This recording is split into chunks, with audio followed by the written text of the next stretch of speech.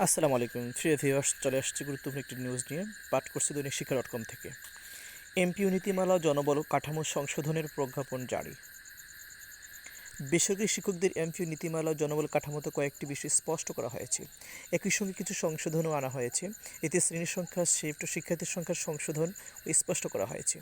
বুধবার শিক্ষা মন্ত্রণালয়ের মাধ্যমিক উচ্চশিক্ষা বিভাগ এই প্রজ্ঞাপন জারি করেছে। প্রজ্ঞাপনে বলা হয়েছে, নীতিমালা ৬-২ অনুচ্ছেদে প্রতিটি একক শ্রেণীতে শিক্ষার্থীর সংখ্যা সাধারণত ৫৫ জন হবে। জনবল কাঠামো এমপিও নীতিমালার এই অনুচ্ছেদে সর্বোচ্চ ৩টি শাখা থাকবে।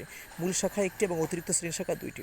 প্রতিটি শ্রেণীতে অনুমোদিত শাখার কর্মরত শিক্ষকের বাইরে এমপিও দেওয়া যাবে না। এই সংশোধনের ব্যাখ্যায় মন্ত্রণালয় বলেছে, একটি শ্রেণীতে সর্বোচ্চ শাখা হবে ৩টি, মূল শাখা ১টি এবং অতিরিক্ত শ্রেণী শাখা ২টি থাকবে। বেসরকারি শিক্ষা প্রতিষ্ঠান, স্কুল, কলেজ, জনকাঠামো ও এমপি নীতিমালা ২০২১ এর ৮-এর ১ অনুচ্ছেদে প্রশাসনিক ও ভৌত অবকাঠামো, সর্বোচ্চ শ্রেণী শাখার প্রযোজ্য শর্ত সহ অন্যান্য প্রয়োজনীয় শর্ত সাপেক্ষে কেবলমাত্র মাধ্যমিক পর্যায়ে শিফট খোলা যাবে। প্রতি শ্রেণীতে অতিরিক্ত ২টি শাখার কাম্য শিক্ষার্থী থাকলে শিফট খোলার অনুমতি দেওয়া যাবে। এক্ষেত্রে ন্যূনতম কাম্য শিক্ষার্থী হবে ৮২৫ জন প্লাস ২৭৫ জন প্লাস ২৭৫ জন ইকুয়াল ১৩৭৫ জন।